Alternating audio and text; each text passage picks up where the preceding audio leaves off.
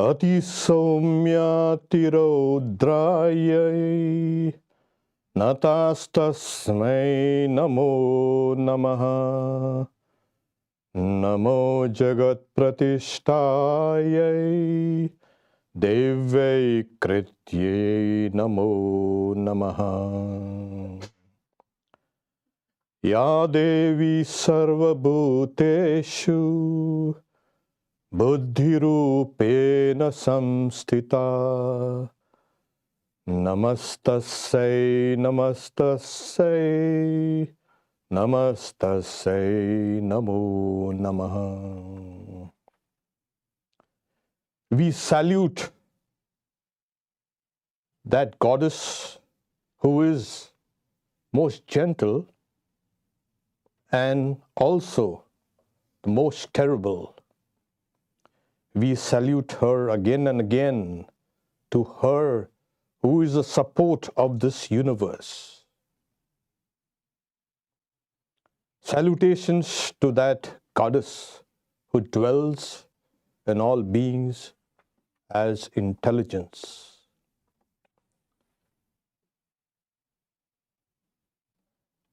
Sri Ramakrishna's object of worship, Holy Mother. Tomorrow is a Kali Puja, what is called Phalaharini Kali Puja. Phala is results, fruits. Harini, one who takes. So an aspect of Kali who takes away our karma, the results of our karma. What really binds us? Thoughts. Thoughts becomes memories. Memories becomes volition and character and destiny, etc., etc. So it starts from there. And we have done many things that we regret. Some things we have done that has led us to the goddess. But there are other forms of karma that are just impossible for us to work out through however much we practice austerities. It's just impossible. The individual soul is completely overwhelmed with these obstacles that are self-created. So the goddess is worshipped, one who takes away the results. That is, if you give it to her. You must understand that she herself is the inspirer of action and thought, and she is the one who gives the results. And she also takes away. So this Kali Puja is a very significant event in the calendar of festivals. More so because Sri Ramakrishna and Holy Mother enacted something that the world will take maybe centuries to understand.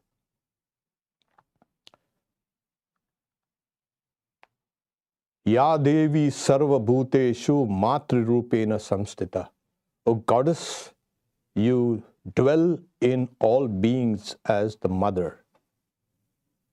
Today we speak about empowerment and empowering people and empowering humanity. Yes, that's good. But what greater empowerment will be there when we can understand our real divine nature? And especially to worship that. This empowerment of humanity, etc., is going or acknowledging or validating our own real identity. Such worship of the Divine Mother has been done throughout history. And in the Vedic age, we had a plethora of goddesses that were worshipped from the ancient times. And not only in the Vedic age, but all over the world. the mother was one of the earliest archetypes. We have the word archetype itself comes from archetypos, original pattern, a primordial image, character or pattern that recurs consistently enough to be considered a universal concept. And Carl Jung has showed these archetypal impressions in the collective unconscious possess four basic functions. One is it provides structure to the mind, connects with others, leads us away from gross materialism into superfine spiritual thought, and it leaves a mark on us. So it's obvious that these archetypes are not dormant. They cannot be dormant. They are active. And in fact, they impel the mind. We think we are doing things according to our volition. Sometimes, no. There are these archetypes in the collective unconscious that impel us. We've seen the idea of God is not going to go away. It was there. It's like it's part of the human mind, the human psyche. We also find that God has been worshipped everywhere. We also find another archetype, God as mother. So combine all these and you'll get the subject matter of this talk. I brought this topic of archetypes because according to Carl Jung, etc., there are these various archetypes. Hero, sage, magician, explorer, outlaw, and you can say the every person, the innocent, etc. So all these are patterns. They are found universally everywhere. There are 12 or 13 archetypes. But when you look at these archetypes from the standpoint of Vedanta, then it has a completely different meaning. That, oh, this, as I said, oh goddess, you dwell in all beings as intelligence. That's even deeper. And then, oh goddess, you dwell in all beings as power.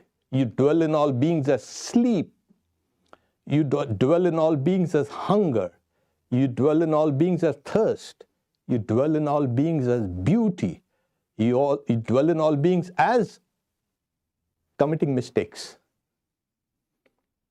Delusion. So there's a string of, you can say, qualities of the goddess which dwells in us.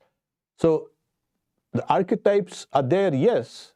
It was the closest approximation to what we can find in these scriptures, Devi Mahatmya.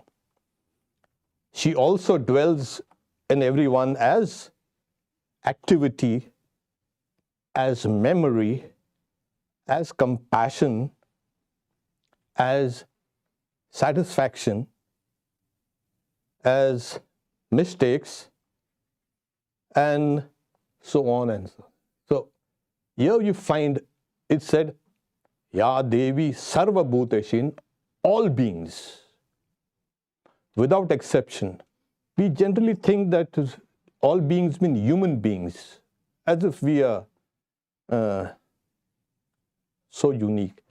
In a way, we are unique, but in all beings. So these things are there in the structure of mind And if there's a structure of mind, there's a structure in matter also. As Carl Jung says, that it provides structure to the mind. In Indian philosophy, the mind comes first, then matter. Matter and everything is a derivative of mind. So if you have a structure of the mind, then it has a structure of matter. Sri Ramakrishna's object of worship, Holy Mother. Now, what is worship? I'll give you a few brief pointers. One of the Kularnava Tantra says, that which quells the waves of karma resulting from past births puts an end to the cycle of births and deaths and offers complete fulfillment.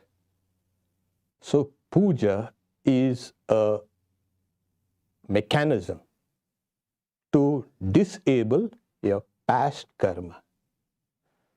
Not only in this life, but in the previous lives. And then we undergo this samsara, this birth and death and birth and death. It puts an end to that and leads to fulfillment. What? Spiritual fulfillment. Another meaning of the word puja is the identity of the individual soul and God. So puja takes the individual soul, to God. Now, God, the moment you hear God, of course, the word God itself has got many meanings.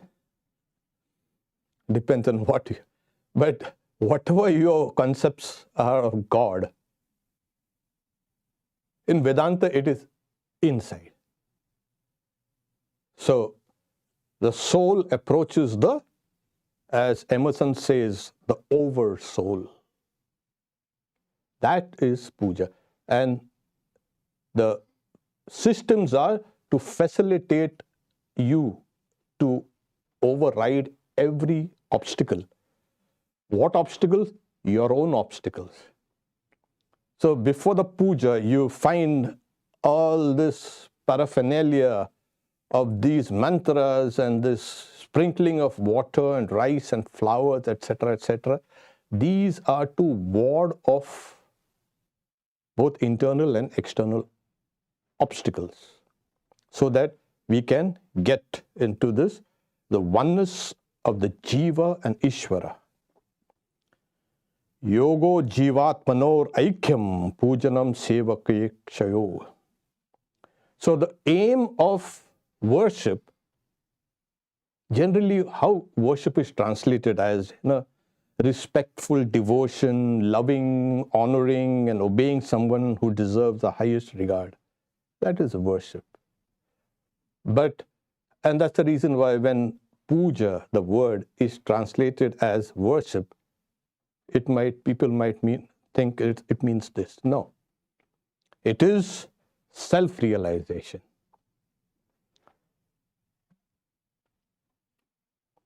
It also means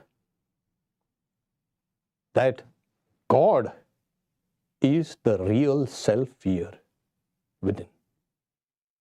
God in sense, Ishvara, He is there. Ishvara sarva bhutanam. Ishvara Himself says, I dwell in all beings.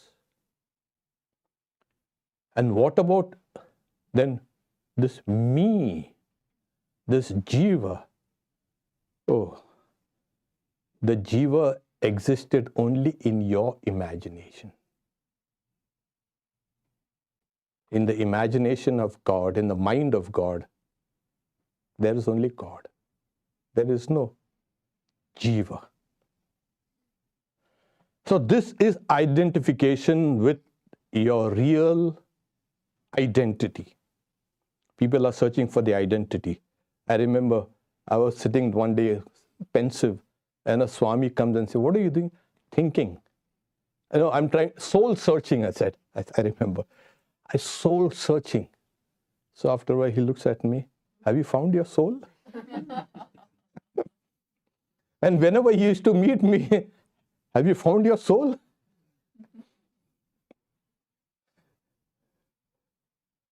And it took me a while to understand.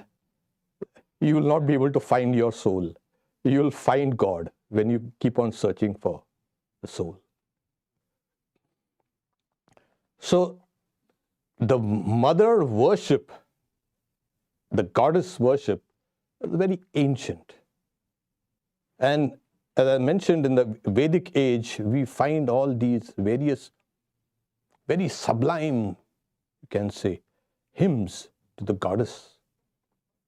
And the perfection of that goddess is remarkable. Even today, we have not been able to even enhance that. So these were perfect, and they were repeated by these sages called rishis. So it was these, what makes us worship something. This is, like I said, worship is another type of archetype. You see something sublime, you see somebody powerful or something, and you automatically feel a kind of a worshipful attitude towards it. Now, in this Falharani Kali Puja, this Kali Puja, it is also celebrated as Shodashi Puja. That mother is worshipped as a 16-year-old. She is also worshipped as Tripura Sundari. That is the goddess who is the most beautiful in all the three worlds. Because Sri Ramakrishna used some of these mantras, Tripura Sundari. So how many goddesses? There's one goddess. Just aspects for us to look at it.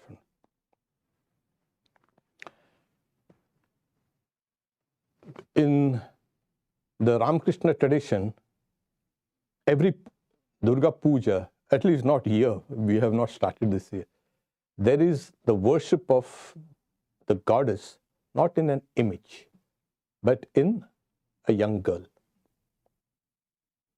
And Swamiji himself has started it also while he was in India. And he instituted this ordinance that on the 8th and 9th day of the Durga Puja, a girl is worshipped as a goddess. Most of you must have seen it on that live stream in Belur Mati, the Kumari Puja. And that draws so many people, millions and billions of people watching it. It's Kumari Puja. So the goddess is invoked first in her, and then it is worshipped. And it takes about a couple of hours, that worship, and that goddess has to sit down quietly and take everything, take all the flowers thrown at her. And when the goddess smiles, she looks about and all the attention, she smiles. And there's a huge ululation. All the women are all, they make that sound, Oh, the goddess is pleased. Gauri Pandit, there was a great Pandit who had come for that conference, whether to demonstrate or to prove whether Sri Ramakrishna was an incarnation or not. And he was a very great Pandit. There were many others, but he was a special one. And he had a lot of powers, and Sri Ramakrishna, as we know, disabled them. He used to come for the conference uttering loudly a mantra, Ha, Re, Re, Nila, Lambo, Lambo, Dara, etc. And somehow all the other Pandits in the assembly, they used to feel a kind of a fear. And when he had come for the conference, he shouted that loudly the mantra, and Sri Ramakrishna himself shouted loudly the mantra. And there was a big shouting match. And the guards and all came. What happened? Sri Ramakrishna said, like somebody kind of impelled me to shout these mantras. And then he became silent. But Gauri Pandit had one speciality. During the Durga Puja, he used to worship his own wife as the goddess for 3 days with all the decorations and all the mantras and everything. And for 3 days, he had other psychic powers, etc. But this was, he himself says that if a man can worship his wife as their goddess, that person has attained perfection. Okay, we worship wives for different purposes to get something from them. But then, because the Tantras, they teach that all women are the embodiments of the Divine Mother. Everyone is, but the woman is much more close to the Divine Mother, in the form of Divine Mother. So Shardananda is saying, so one of the aspects of puja is, you are an ordinary kind of soul tied with your karmas. If it wasn't for your karma, we would all be liberated. So one of the methods is now to think of yourself as beyond all karma and awaken the divinity within.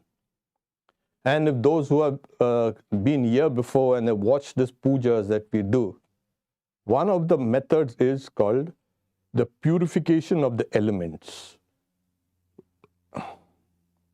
The various elements in our body and the mind, they are purified one after another. This is a very elaborate process, and part of the process is you have to think of your own coiled up power, the Kundalini, rising from the Mooladhara and rising, and along with it taking that individual soul of yours like a flame, and as it ascends the various chakras, the subtle body and the causal body are burnt up, and it reaches the top of the head, and then you've got to meditate there as you're being one with the deity, one with that absolute.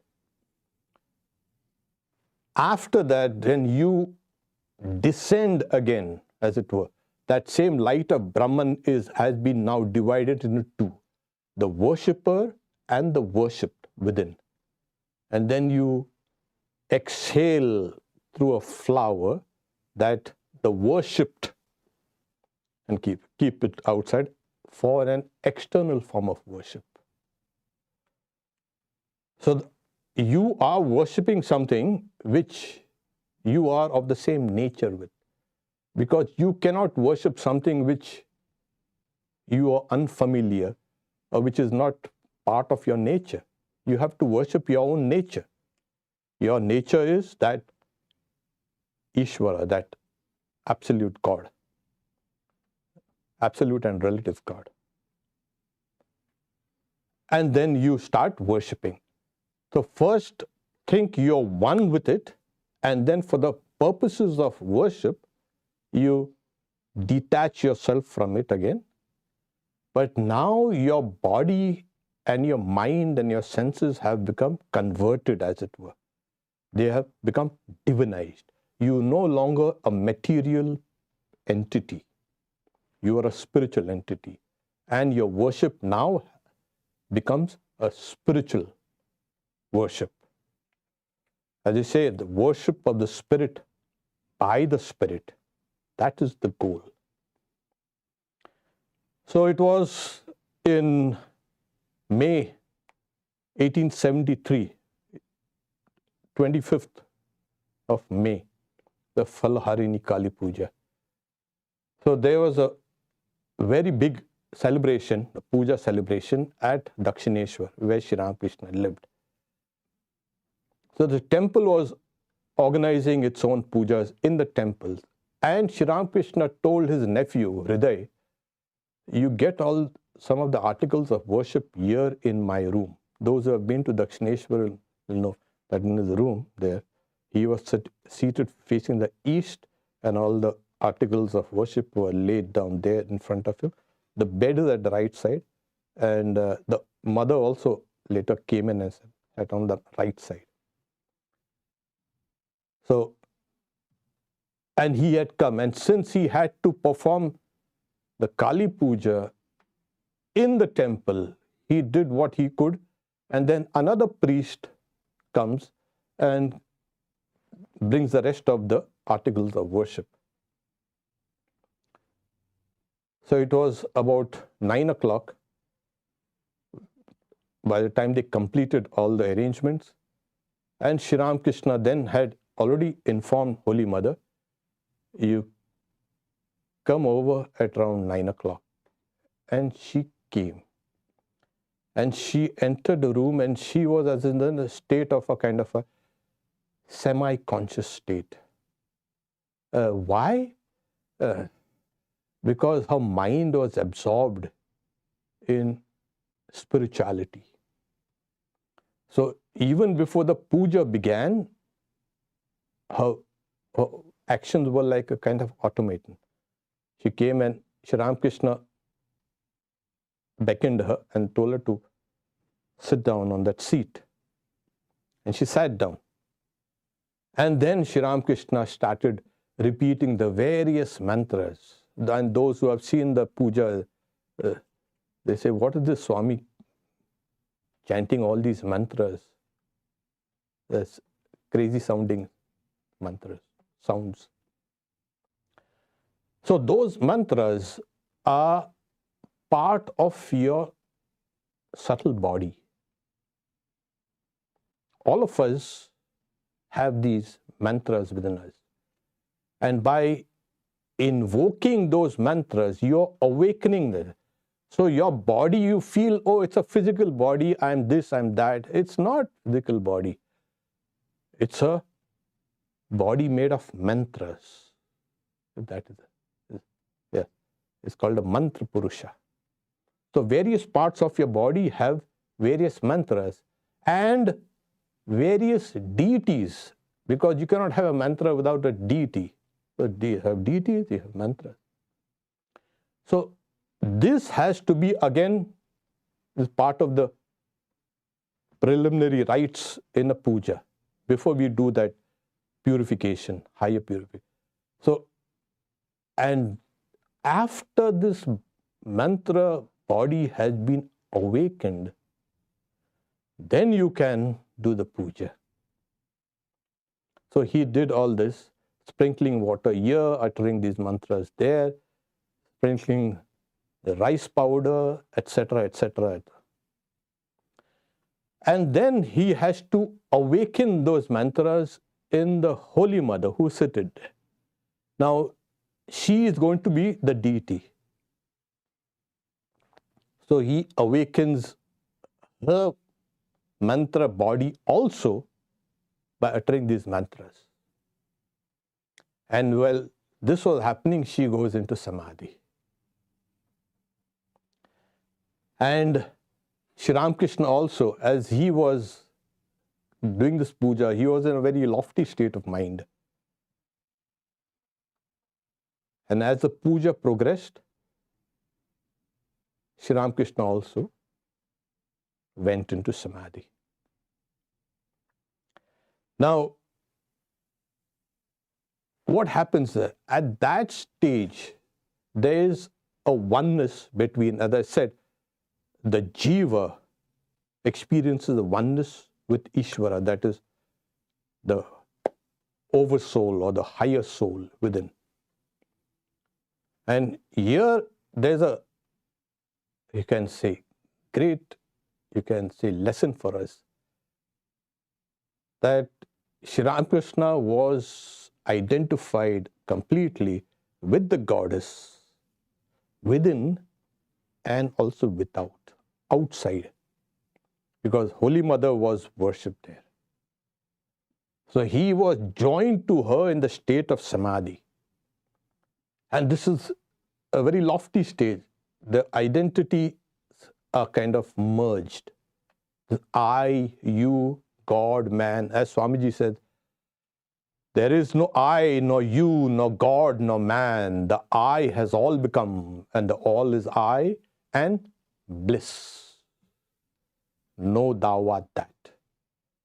This is the culmination of worship.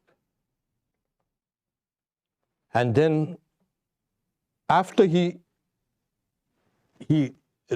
chanted a mantra, O Mother Tripura Sundari, who art the controller of all powers, open the door to perfection. Purify her, that is the Holy Mother, and manifest herself in her and be beneficent. So after this emergence and this prayer, then what happens was, they were in that state for a very long time. We don't know how long, because it was, the book says, it's probably after midnight. The second watch of the night was over. And in that state, Sri Ramakrishna was absorbed in the goddess. That is, absorbed. Sri Ramakrishna had become the goddess. And the goddess was here also. He had become one with her.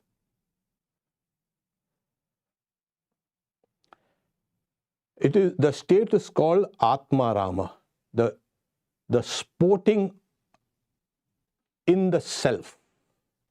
Atma is self, the bliss of the self. And this bliss of the self was the result of this identification. And after a long time, Sri Ramakrishna showed little signs of external consciousness. He was still semi-conscious. And the Holy Mother's mind also came down a little. And then he says, Swami Shardananda says, he then, Sri Ramakrishna, offered all the results of his spiritual practices that he had done over the years to her. Symbolically taking his rosary, that is a mala, and offering. And he prostrated in front of her. And he chanted the mantra that we chant during Vespers here. Sarva Mangala Mangalye Shive Sarvartha Sadike. O Divine Mother, thou art the source of all auspiciousness. We offer our salutations to thee. Thou art the accomplisher of all objects. Thou giveth us refuge when we yearn for it. O Mother Divine, please accept our salutations. So this hymn is generally sung at the termination of everything.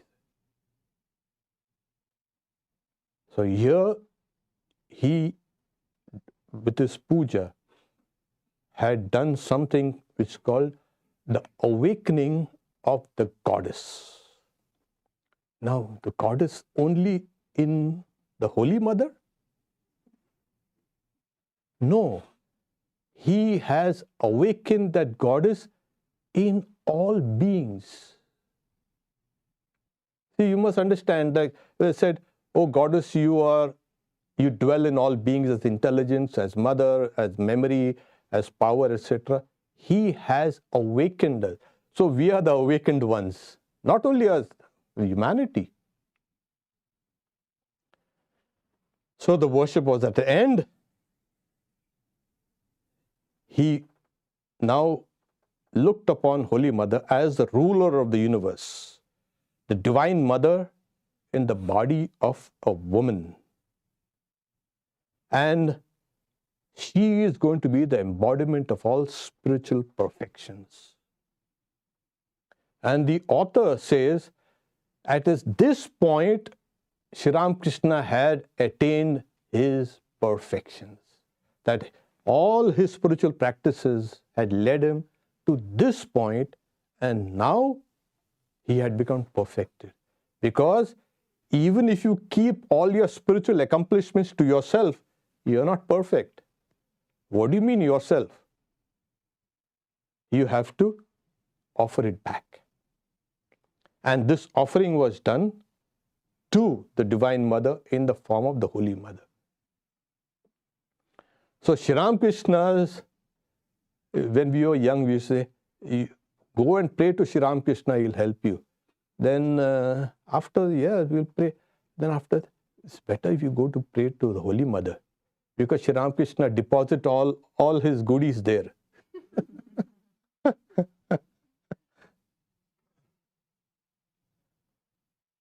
Nag Masha used to say, oh, mother is so compassionate. Mother is more compassionate than father. Sri Ramakrishna.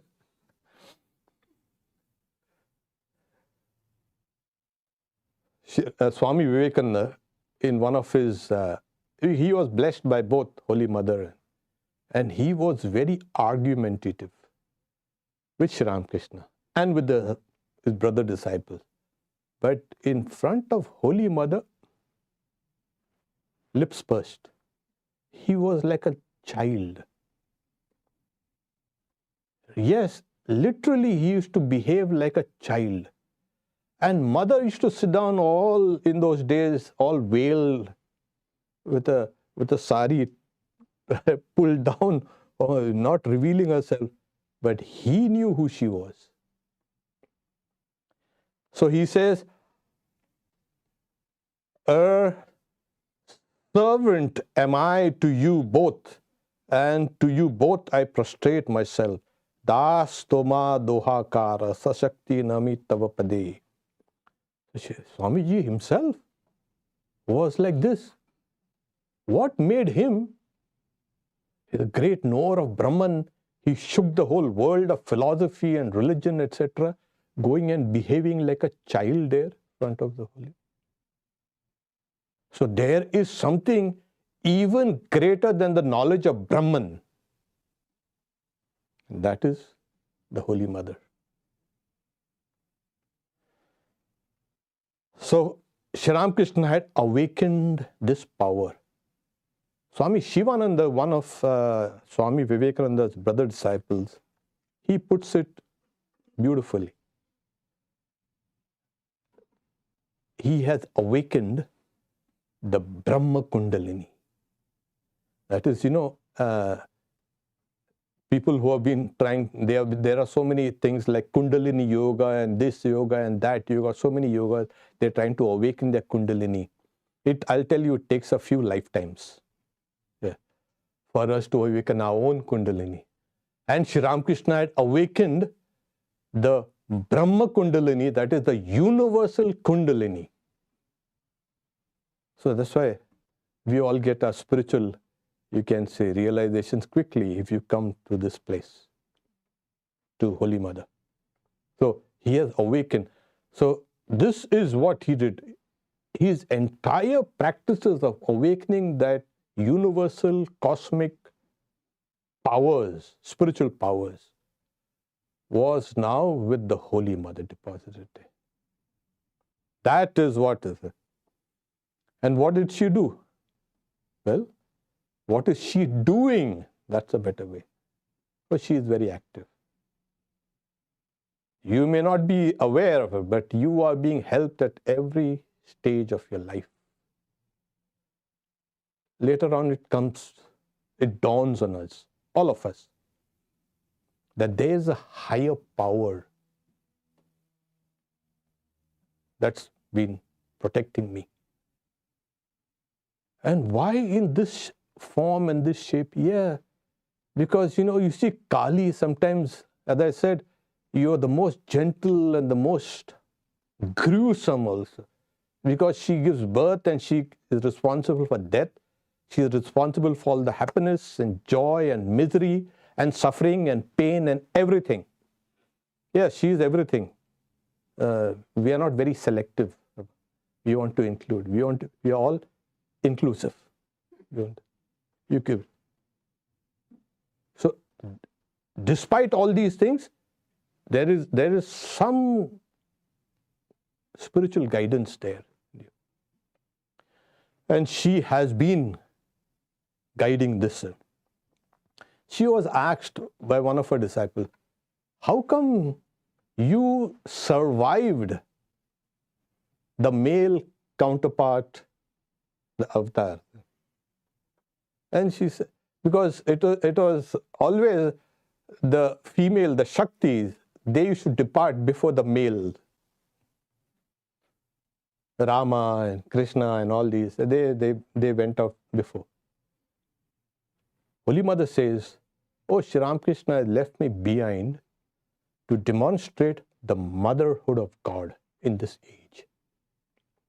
So in this age, God is mother. So a disciple was asking, does the master accept whatever is offered to him during puja? Yes, yes. Don't you know that the Gita says, whatever you offer with devotion, the Lord accepts. And then he looks at her, you also accept? And then, yes, I also accept. And then, are you God? And Mother burst out laughing. Well, that's the answer. Yes, she is God in this form. It's amazing. You go closer to her and then you'll see all the human attributes. She's not human anymore, then she's divine. She's that goddess. She is that great goddess who's taking away all the results of our karma. All our bad deeds first, the results of our bad deeds. Oh no, I'm not bad. You wouldn't be alive then. You would be in heaven if you had just good deeds. We all have a dual personality there. So she takes first that, and then she takes the good, and then she liberates her. She is the one who liberates. The moment you give away, or she takes actually, your karma, both good and bad, that's liberation. So she is the one who working to liberate souls. And as I said, Swamiji says, both of them are the two aspects of the one thing. Shri Ramakrishna, he was called by Nivedita as Swami Vivekananda. Shri Ramakrishna, can he be called the avatar of Kali? So, and Swamiji says, yes, I believe Kali worked up the body of Ramakrishna for her own ends. And we have already been told, don't see any distinction between Holy Mother and Shri Ramakrishna. This is the object of worship. Shri Ramakrishna worshipped the goddess in Holy Mother and installed her as a worship, that is the goddess for this age. What about us? Well, Shri Ramakrishna also worshipped her for us also. So we are also in a way part of that, were part of that, are part of that great worship. And now the worship is constantly going on because we are performing karma all the time and then offering, and if you can offer it to the Divine Mother, that's the worship. This worship of Sri Ramakrishna, of Holy Mother, as I said, it will take many, many years for the world to realize what great gift was this to humanity. Om, peace, peace, peace.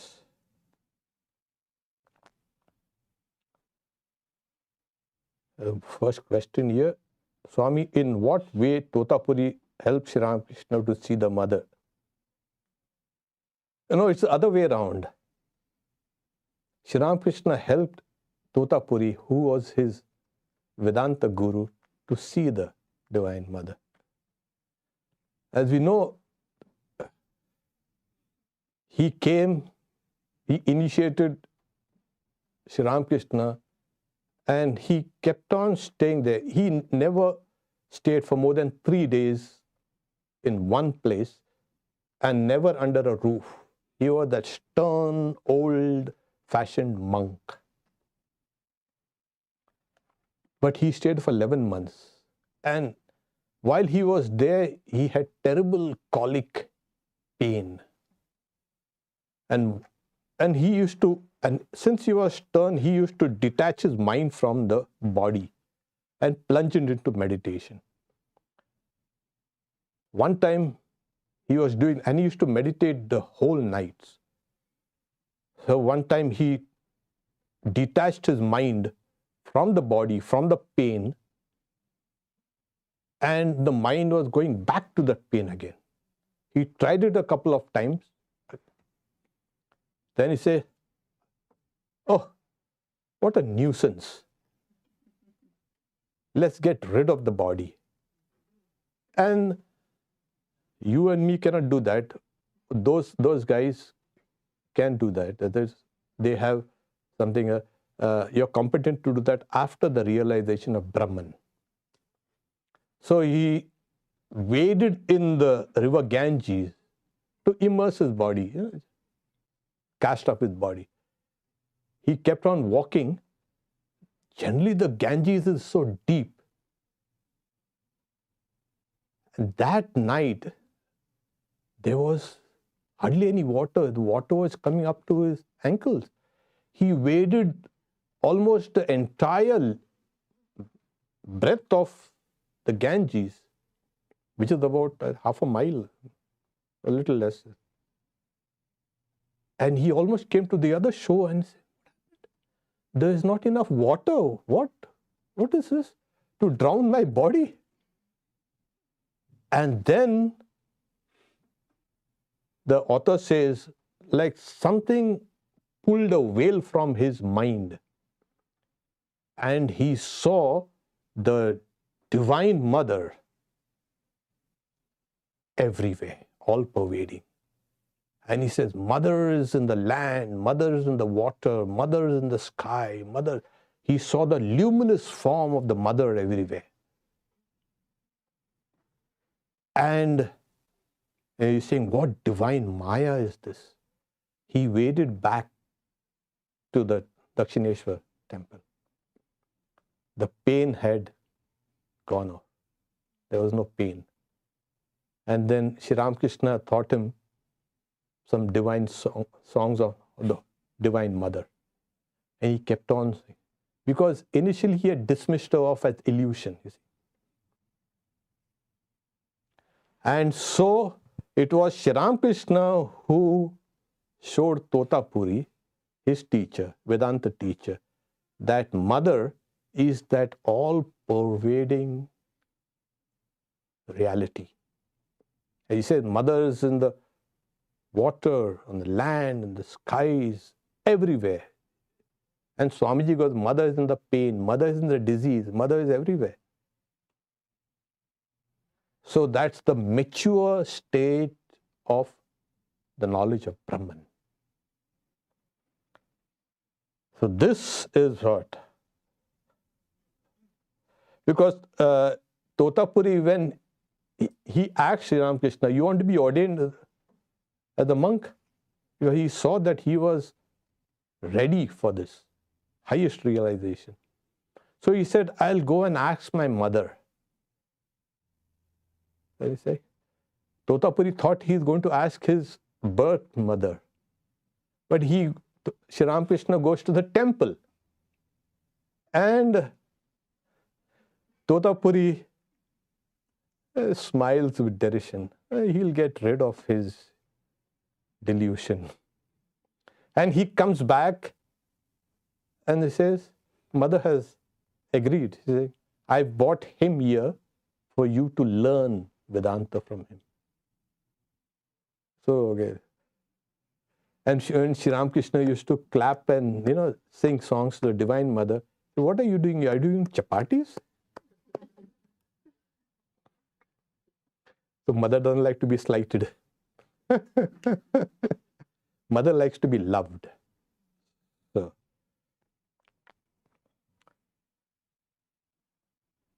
So the in-person questions can be taken in a dining hall. Just a few announcements. Next Sunday is meditation on the effulgence within, 10 a.m. Mother's Children, 9:50. Friday is self-knowledge. Is a study class. It's Atma Bodha, that's the text. Gospel of the Holy Mother on Thursday at Tapavan. Wednesday is Ramakrishna's devotional teaching. We also would like to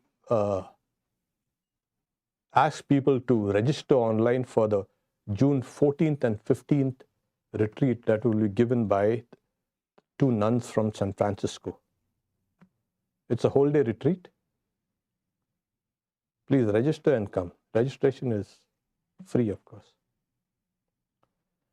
Om Shanti Shanti Shanti Harihi Om Tat Sat Shri Ramakrishna Arpanamastu.